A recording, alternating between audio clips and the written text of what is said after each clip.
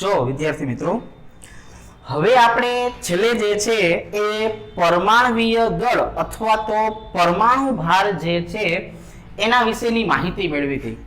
આજે એના કરતા એક સ્ટેપ આગળ જવાનું છે અને આજે જે છે એ ચર્ચા કરવાની છે આણ્વીય દળ વિશે, જેને આપણે અણુભાર જે છે એ અણુભાર તરીકે પણ ઓળખાવી શકાય. તો પરમાણુવીય દળ નક્કી કરવા માટે થઈને જે થિયરીની મેથડ જે છે એના કરતા આપણે એક શોર્ટ મેથડ શીખાતા, જેના કારણે આપણે 1 થી 20 તત્વો જે છે એના પરમાણુ ભાર જે છે એને ગોખવાની જરૂર પડતી નથી. આપણે ટ્રીકની મદદથી જે છે એ ડાયરેક્ટ એમના પરમાણુ ભાર જે છે એ નક્કી કરી શકતા હતા. એના માટે આપણે જે છે એ શું કીધું હતું, તો કે આપણે એવું કીધું હતું કે ભાઈ પરમાણુ ક્રમાંક જે છે એ પરમાણુ ક્રમાંકની જો વાત કરો તો એના માટે થઈને જે છે એ આપણે એવું સમજ્યા હતા કે ભાઈ Z જે છે એ જો એકી સંખ્યા ધરાવતો હોય તો એકી સંખ્યા માટે જે છે આપણે શું શીખાતા, તો કે ભાઈ 2Z + 1. અને આવી જ રીતે આપણે જે છે આવી રીતે દર્શાવીએ કે ભાઈ Z જે છે એ પોતે બેકી સંખ્યા ધરાવતો હોય તો બેકી સંખ્યા જે છે એના માટે જે છે આપણે શું નક્કી કરતા હતા, 2Z નક્કી કરતા હતા. તો હવે તમે સમજી શકો છો કે એકી સંખ્યા અને બેકી સંખ્યાને આધારે જે છે એ આપણે પરમાણુવીય દળ કઈ રીતે નક્કી કરી શકાય. બીજા નંબરની વાત, આપણે 1 થી 20 સુધીમાં 3 અપવાદ જોયા હતા, હાઇડ્રોજન, નાઇટ્રોજન અને ક્લોરીન.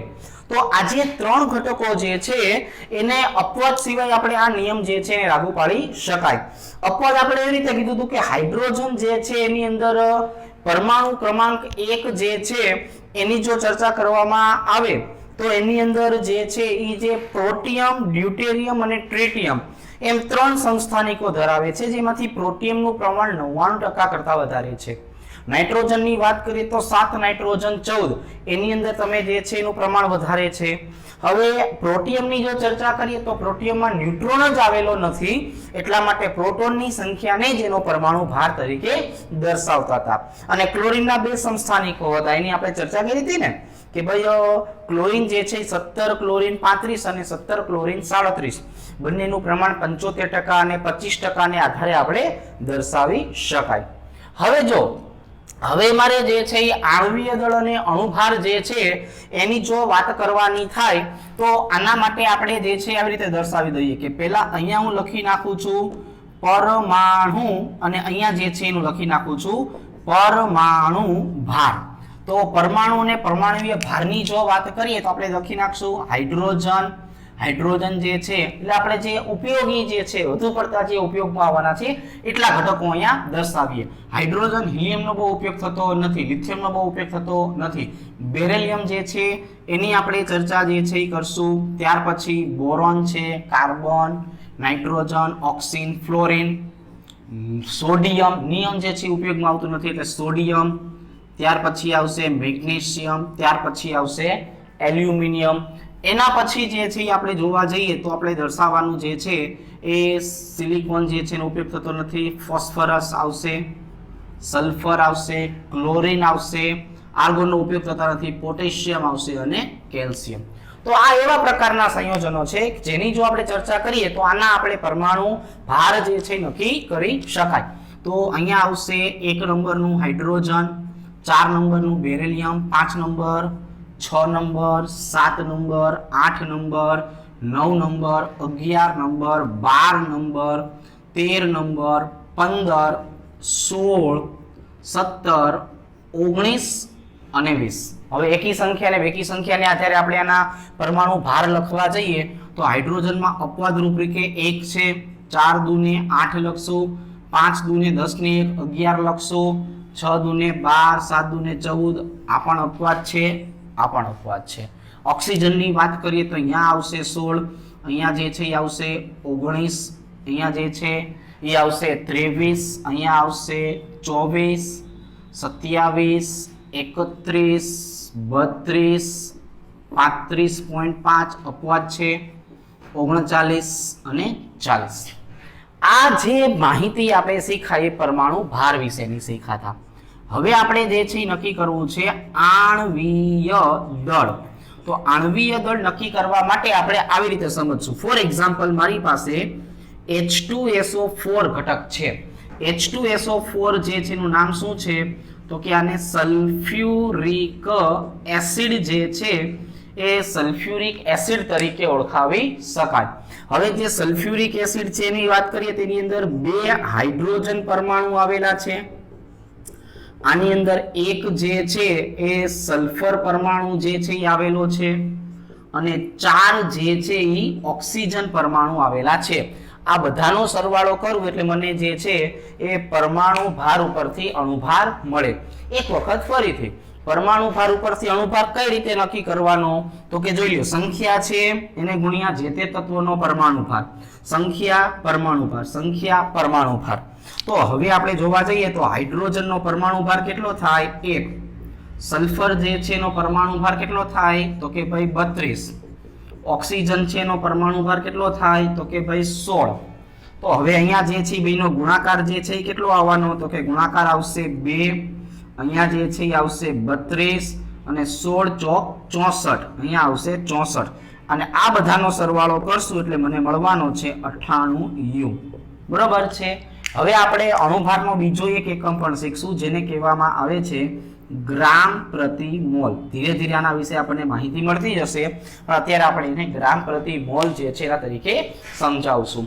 તો મેં એક ઘટક લીધું હતું H2SO4 જેને આપણે સલ્ફ્યુરિક એસિડ તરીકે ઓળખીએ છીએ.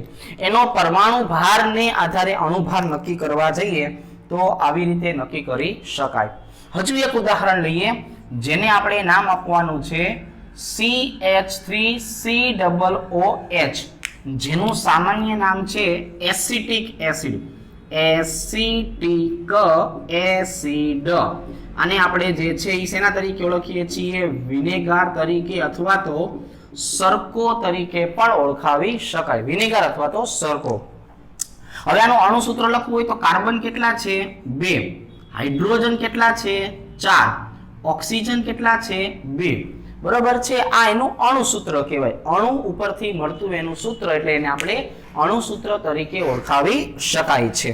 હવે જોવો જોઈએ અહીંયા જે છે એ કાર્બન કેટલા છે તો કે 2 કાર્બન પરમાણુ એટલે એના પરમાણુ ભાર લખવાના, 4 હાઇડ્રોજન છે એટલે હાઇડ્રોજનના પરમાણુ ભાર લખવાના અને 2 ઓક્સિજન છે એટલે ઓક્સિજન છે એનો પરમાણુ ભાર લખવાનો. બરોબર છે. જોવો જોઈએ તો 2 હાઇડ્રોજન તો 2 કાર્બન તો કાર્બનનો પરમાણુ ભાર કેટલો છે તો કે ભાઈ કાર્બનનો પરમાણુ ભાર છે 12 એટલે અહીંયા લખું છું 12 વત્તા હાઇડ્રોજનનો પરમાણુ ભાર કેટલો છે 1 અને ઓક્સિજનનો પરમાણુ ભાર કેટલો છે તો કે ભાઈ 16.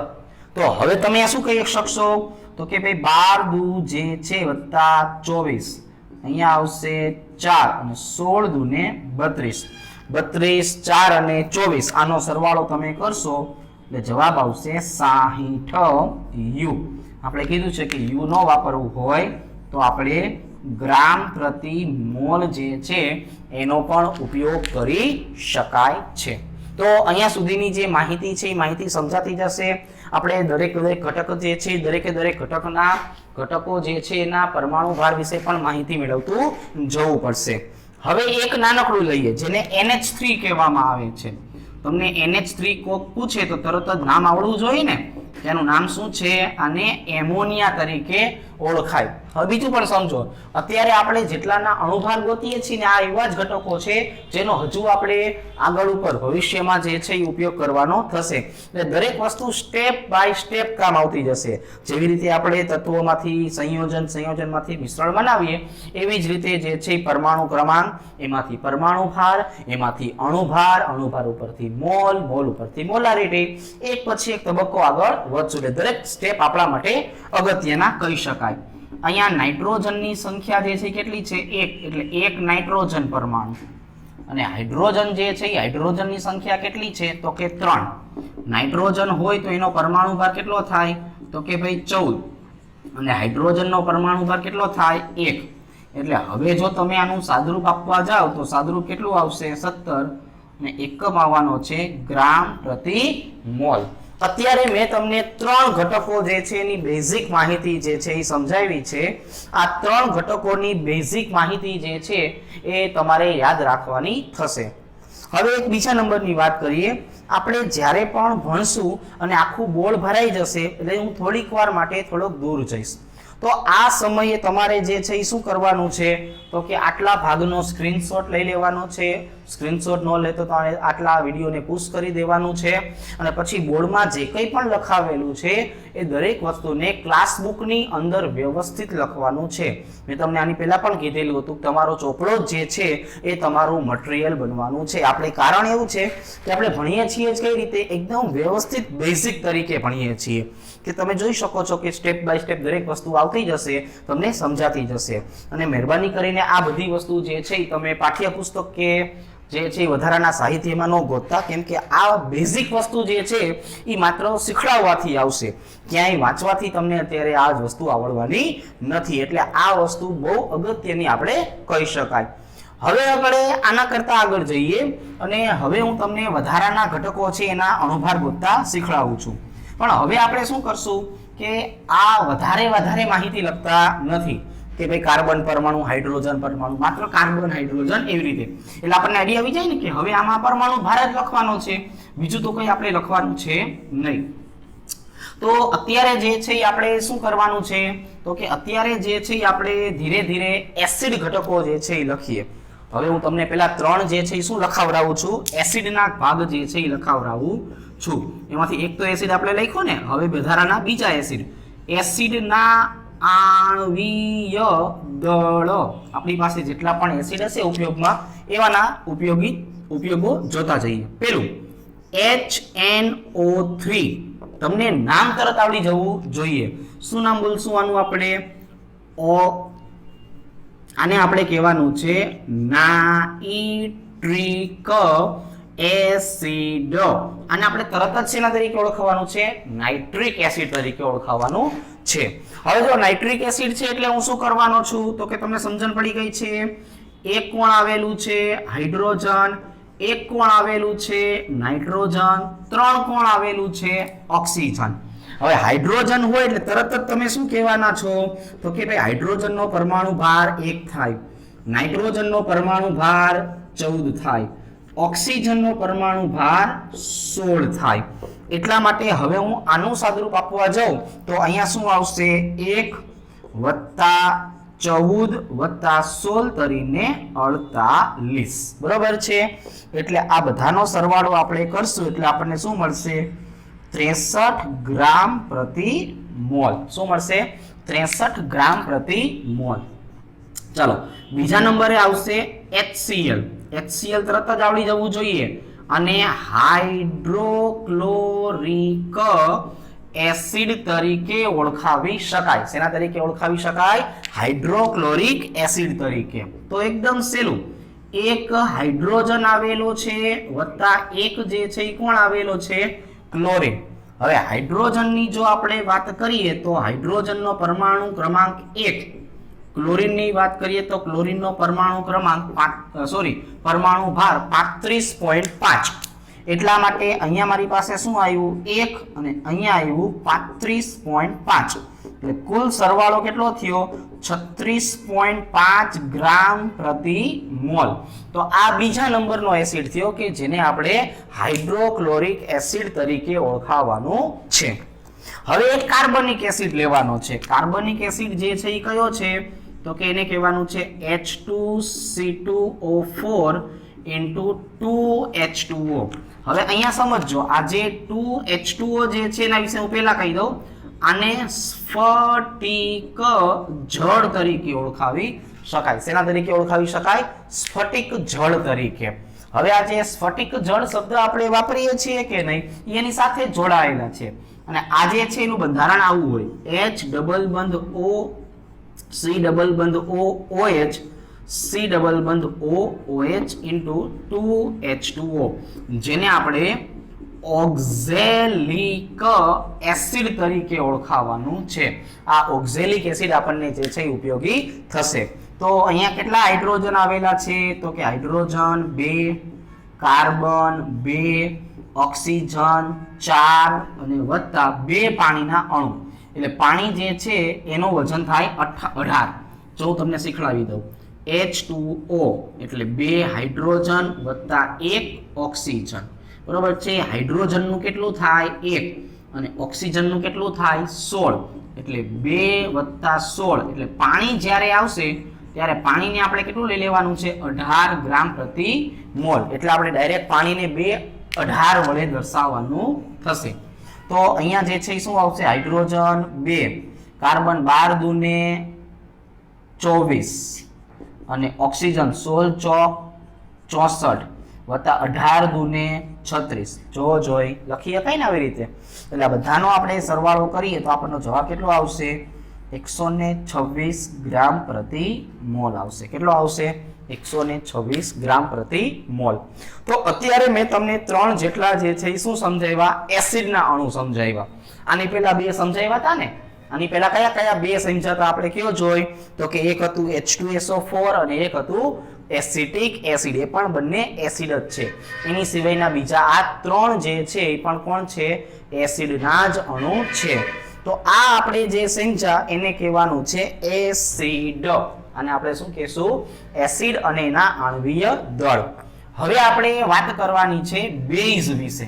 હવે આપણે જે છે શેના વિશે વાત કરશું બેઝ ઘટકો જે છે એના વિશે. જો બેઝ પણ અગત્યના છે, એને પણ તમારે જે છે યાદ રાખવાના થશે, તમારે કામ આવવાના જ છે, તમને સમજાઈ જવું જોઈએ. તો બેઝ માટેની જો ચર્ચા કરીએ તો બેઝ આપણે ધીરે ધીરે જોઈએ. એમાંથી 3 બેઝ હું સમજાવું છું, 2 તમને જાતે કરવા આપું છું. તો એક વખત ફરીથી અહીંયા હેડિંગ શું મારી દઈએ છીએ બેઝના આણ્વીય દળ. તો બેઝની જો વાત કરીએ તો એક લેવાનું છે આપણે NaOH. NaOH લખી એટલે તરત તમારે શું બોલવાનું છે સોડિયમ હાઇડ્રોક્સાઇડ, બરાબર છે. અને સોડિયમ હાઇડ્રોક્સાઇડ કહેવામાં આવે છે. આની અંદર એક કોણ આવેલું હોય સોડિયમ, એક કોણ આવેલું હોય ઓક્સિજન, એક કોણ આવેલું હોય હાઇડ્રોજન. હવે દર વખતે લખવું પડશે કે એક સોડિયમ એટલે 23, એક ઓક્સિજન એટલે 16, એક હાઇડ્રોજન એટલે 1. અને આ બધાનો સરવાળો જે છે થાય 40 ગ્રામ પ્રતિ મોલ. શું થાય 40 ગ્રામ પ્રતિ મોલ. બીજા નંબરની વાત કરીએ KOH. KOH નામ આપણે સાંભળીને તરત શું બોલવાનું છે પોટેશિયમ હાઇડ્રોક્સાઇડ. આને કહેવામાં આવે છે પોટેશિયમ હાઇડ્રોક્સાઇડ. પોટેશિયમ હાઇડ્રોક્સાઇડ છે એટલે શું આવશે એક પોટેશિયમ, એક જે છે એ ઓક્સિજન અને એક જે છે એ હાઇડ્રોજન. પોટેશિયમનો કેટલો છે તો કે 19 છે એટલે આને 39 તરીકે દર્શાવશું. ઓક્સિજન છે એટલે 16 અને હાઇડ્રોજન છે એટલે 1. 39 ને કેટલા થયા 40, 50 અને 56. એટલે અહીંયા મારો જવાબ જે છે કેટલો આવશે 56 ગ્રામ પ્રતિ મોલ આવશે. કેટલો આવે છે 56 ગ્રામ પ્રતિ મોલ. હવે પાછા આગળ જઈએ. હવે જો આ એક મારે સમજાવવાનું છે તમને MgOH ટ્વાઇસ. અહીંયા જે મેં બગડો કર્યો છે ને બગડો, એને શું બોલાય ટ્વાઇસ બોલે. ટ્વાઇસ એટલે આ ઘટક 2 વખત આવેલો છે. એનો મતલબ આવો થાય જો સમજો Mg ઓક્સિજન કેટલી વખત 2 વખત, હાઇડ્રોજન પણ કેટલી વખત 2 વખત, એટલે OH ટ્વાઇસ બોલાય. જેનું નામ જે છે મેગ્નેશિયમ હાઇડ્રોક્સાઇડ. આનું નામ જે છે એ શું છે મેગ્નેશિયમ હાઇડ્રોક્સાઇડ છે. મેગ્નેશિયમ હાઇડ્રોક્સાઇડની વાત કરીએ તો અહીંયા કોણ આવશે એક Mg, 2 ઓક્સિજન અને 2 આવશે હાઇડ્રોજન. એક જ મેગ્નેશિયમ છે એટલે મેગ્નેશિયમમાં કેટલા થાય 24. ઓક્સિજન કેટલો હતો 16. હવે યાદ રહી ગયું ને ઓક્સિજન 1 હોય તો કેટલા હોય કેમ ગયું આર્યું 16. તો 16 દુને 32 એટલે 2 છે એટલે શું કરવાનું 32 અને એક હાઇડ્રોજનનો 1 એટલે 2 નો કેટલો થાય 2. હવે સમજો હવે આપણી પાસે જે છે એ અહીંયા કેટલો આવી ગયો 24, 32 અને 2. એનો મતલબ જે છે એ કેટલો થયો તો કે ભાઈ 24 ને 2 કેટલા થયા 26. 26 જે છે એમાં 3 જે છે એ ઉમેરે એટલે કેટલા થયા 76 અને 2 78. એટલે અહીંયા આપણી પાસે જે જવાબ આવે છે એ કેટલો આવવાનો છે 78 ગ્રામ પ્રતિ મોલ, સોરી 58 થશે, એ કેટલું થશે 58 ગ્રામ પ્રતિ મોલ જે છે એ જોવા મળે છે. ખ્યાલ આવી જશે. ચાલો હવે હું તમને બે જાતે કરવા આપું છું, બરોબર છે. ટ્રાય યોરસેલ્ફ, તમારી જાતે કરવાનું છે. એક છે CaOH ટ્વાઇસ, જેનું નામ શું છે કેલ્શિયમ હાઇડ્રોક્સાઇડ, બરોબર છે. એક આનું જાતે કરવાનું છે અને બીજું આપું છું AlOH ટ્વાઇસ, 3 વખત હોય તો થવાઇસ, ટ્વાઇસ, 2 વખત હોય તો ટ્વાઇસ, ટ્વાઇસ, ટ્વાઇસ. અને આ ભાઈબંધ જે છે એનું નામ શું થઈ જવાનું છે, આનું નામ છે એલ્યુમિનિયમ હાઇડ્રોક્સાઇડ. રેડી, સમજણ પડી જાય છે. જો એકદમ સહેલું હોય બધું, કે આપણે જેવું શીખાય એવું એનો ઉપયોગ કરવાનો. હવે હું તમને જાતે કહું, તમે કરી શકો કે નહીં. એક કેલ્શિયમ, પછી આ ટ્વાઇસ નો મતલબ શું થાય તમારે કહેવાનું, 2 ઓક્સિજન 2 હાઇડ્રોજન, એનો મતલબ શું થયો આની જેમ કે ભાઈ કેલ્શિયમ હોય તો 1 નો 40, ઓક્સિજન હોય તો 16 દુ ને 32 વત્તા 2 બધાનો સરવાળો, એલ્યુમિનિયમ 3 ઓક્સિજન 3 હાઇડ્રોજન બધાનો સરવાળો એટલે શું મળી જાય એલ્યુમિનિયમ હાઇડ્રોક્સાઇડ. તો આપણે જે છે એ સાંદ્રતામાં બેઝ જે છે એ બેઝ આટલા શીખવાના છે. મેં તમને જે દેખાડ્યા ને આટલા તમારે બેઝ જે છે એ બેઝ જોવાના થશે. લો ખ્યાલ આવી જાય છે. આ બેઝ થયા. હવે થોડાક જે છે એ કાર્બનિક તરફ આગળ વધીએ. કાર્બનિક પણ આપણે જે છે એ એટલા જ ઉપયોગમાં આવવાના છે. તો હું તમને થોડાક એવા જે છે એ કાર્બનિક ઘટકો જે છે એ કાર્બનિક ઘટકો સમજાવું છું. પહેલા જે છે એ લખું છું મિથેનોલ. શું લખું છું? મિથેનોલ. આલ્કોહોલ છે એમનો બેઝિક ઘટક, જેને કહેવાય CH3OH, બરોબર છે. ચાલો તો હવે CH3OH ની જો વાત કરીએ તો અહીંયા આપણે એનું અણુસૂત્ર લખવું હોય તો શું કહેવાય? કાર્બન કેટલા? 1. હાઇડ્રોજન કેટલા? 4. ઓક્સિજન કેટલા? 1. તો હવે તમે તરત શું કહેશો કે ભાઈ 1 કાર્બન, 4 હાઇડ્રોજન અને 1 ઓક્સિજન. થઈ ગયું આવી રીતે. કાર્બન કેટલો? 12, હાઇડ્રોજન 4 અને ઓક્સિજન 16. 16 ને 4 કેટલા થાય? 20. 30 ને 32. તો એનો મતલબ જે છે અહીંયા કેટલો આવે છે? 32 ગ્રામ પ્રતિ મોલ. શું આવશે? 32 ગ્રામ પ્રતિ મોલ. હવે બીજું આનો મોટો ભાઈ, મિથેનોલ નો મોટો ભાઈ કોણ થાય? ઇથેનોલ. અને ઇથેનોલ છે ને શું કહેવાય? CH3CH2OH કહેવાય. શું કહેવાય? CH3CH2OH. ચાલો જોવો જોઈએ. કાર્બન કેટલા? 2. હાઇડ્રોજન કેટલા? 3, 2, 5 ને 6 અને ઓક્સિજન કેટલો? 1.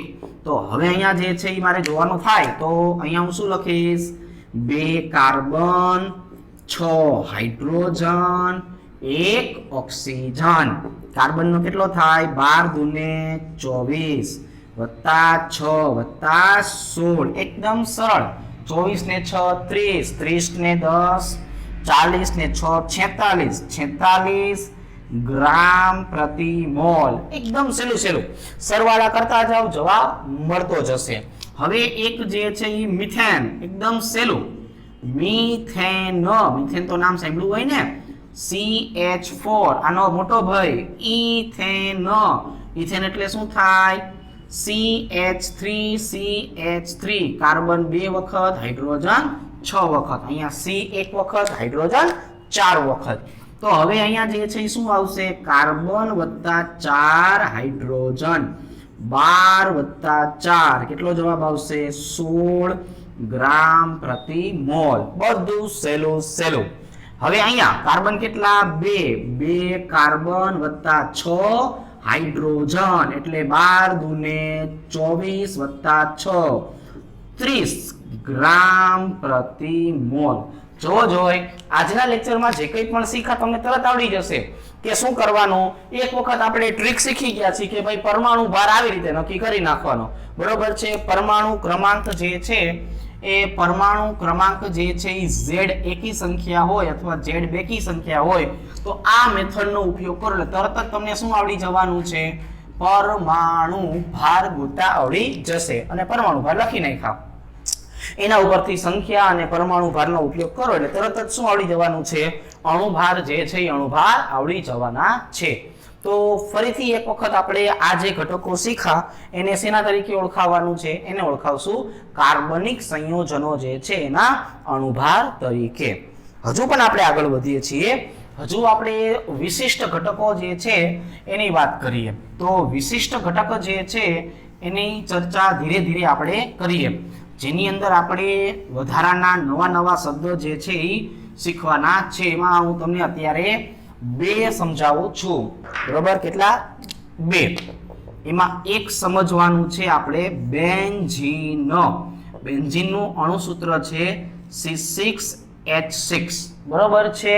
એટલે બેન્ઝીનની જો વાત કરીએ તો એની અંદર 6 કાર્બન આવશે. કેટલા કાર્બન આવશે? 6.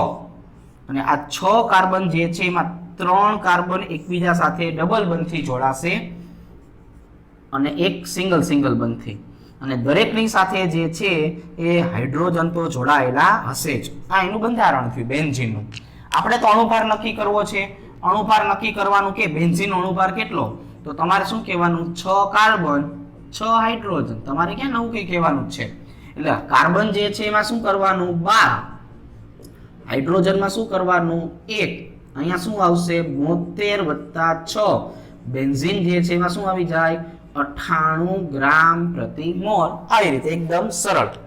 બીજું આપણે જે છે એ શીખવાનું છે ટોલ્યુઇન. બેન્ઝીન જે છે એનો મોટો ભાઈ ટોલ્યુઇન કહેવાય. એને આપણે આવી રીતે દર્શાવશું CH3. બેન્ઝીન જે છે ને આવી રીતે પણ દર્શાવાય, કુંડાળું કરીને બેન્ઝીનને આવી રીતે પણ દર્શાવાય. એનો મતલબ કે હાઇડ્રોજન છે એ તો આવેલા છે, પણ મેં શું કર્યું? આ હાઇડ્રોજન હતો ને એની બદલે CH3 લખી નાખ્યું. એટલે પહેલા જે હતું ને C6H5 થઈ ગયું. જો અહીંયા C6H6 હતું ને એને બદલે C6H5, કેમ કે આ હાઇડ્રોજનને દૂર કરી નાખ્યો. એ હાઇડ્રોજનને દૂર કરીને અહીંયા મેં શું લખી નાખ્યું છે? CH3. આ ટોલ્યુઇન થયું. પણ આપણે શું કરવાનું છે? આપણે કાર્બન કેટલા જોઈ? 7. અને હાઇડ્રોજન કેટલા જોઈ છે? 8. તો હવે તમે આના ઉપરથી અણુભાર ગોતી નાખશો આનો. તો આ તમારે જાતે કરવાનું છે. બરોબર? ચાલો હવે એક લખાવું છું ફિનોલ. જો ફિનોલ આવી જ રીતે કે અહીંયા તો બેન્ઝીન જ આવી જવાનું છે, સમજજો. પણ માથે કોણ આવી જશે? OH. અને ફિનોલ બોલાય. તો આટલો ભાગ જે છે એ હવે તમને આવડી ગયું કે એટલા ભાગને તો શું બોલાય? C6H5. 1 2 3 4 5 6. 1 2 3 4 5 હાઇડ્રોજન થયા. એટલે આને શું કહેવાય? C6H5.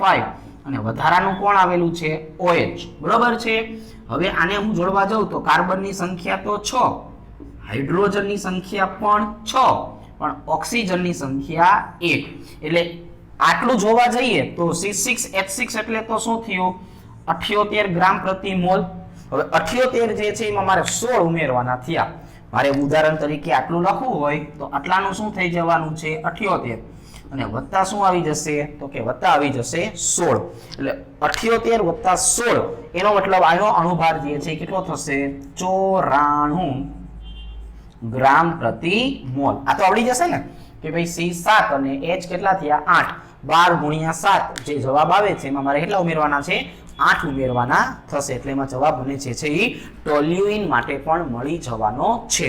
તો અત્યારે જે મેં આ સમજાવ્યા એ બધા કાર્બનિક અને વિશિષ્ટ ઘટક હતા. હવે એક એસિડ વધારાનો જે છે એ સમજાવી દઉં, જેને કહેવામાં આવે છે ફોસ્ફોરિક એસિડ. ફોસ્ફોરિક એસિડ જે છે એનું અણુસૂત્ર છે H3PO4. હવે H3PO4 એટલે મારે તમને શીખવાડવું પડશે કે 3 હાઇડ્રોજન લેવાય, 1 ફોસ્ફરસ લેવાય અને 4 ઓક્સિજન લેવાય. હાઇડ્રોજન છે એટલે કેટલા થાય? 1. ફોસ્ફરસ નવું છે, નવું કાંઈ નથી, આ લખ્યું આપણે કે 15 નંબરનું ફોસ્ફરસ છે એટલે કેટલું લેવાય? 31. અને ઓક્સિજન 16 64. એટલે 3 31 અને 64 આ બધાને ભેગા કરશો એટલે જવાબ કેટલો આવશે?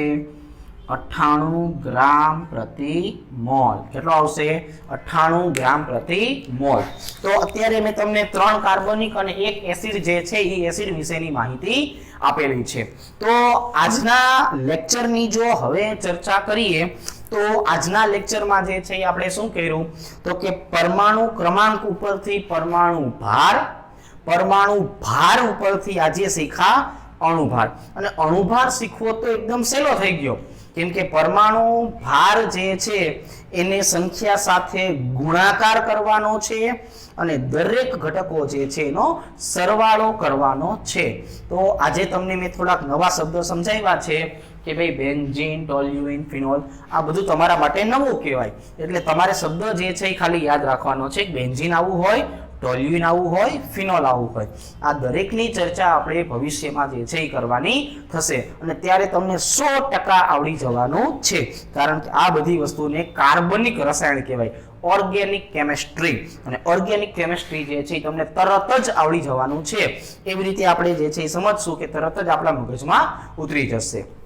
તો અત્યાર સુધીની આપણે ચર્ચા કરીએ રસાયણ વિજ્ઞાનની પાયાની સંકલ્પનાઓ જે છે એમાં તમારે અત્યાર સુધીમાં ખાલી યાદ શું રાખવાનું છે તો કે ફરજિયાત તમારે એક વસ્તુ યાદ રાખવાની છે, 1 થી 20 તત્વો જે છે એના પરમાણુ ક્રમાંક. પરમાણુ ક્રમાંક આવડશે પછી આપણે ટ્રીક બનાવી જ નાખી છે. એટલે પરમાણુ ભાર ઉપરથી આવડી જશે અણુભાર. અને હવે આપણે નેક્સ્ટ ટાઈમ જે છે એ શીખવાના થશે મોલ સંકલ્પના. અહીંયા હું લખું છું ને ગ્રામ પ્રતિ મોલ, અંગ્રેજીમાં લખવા મળ્યો ગ્રામ પ્રતિ મોલ. તો આપણે નેક્સ્ટ ટાઈમ હવે મોલ શીખવાના થશે. તો આજ માટે આપણે અહીંયા સુધી રાખીએ છીએ. Okay, thank you.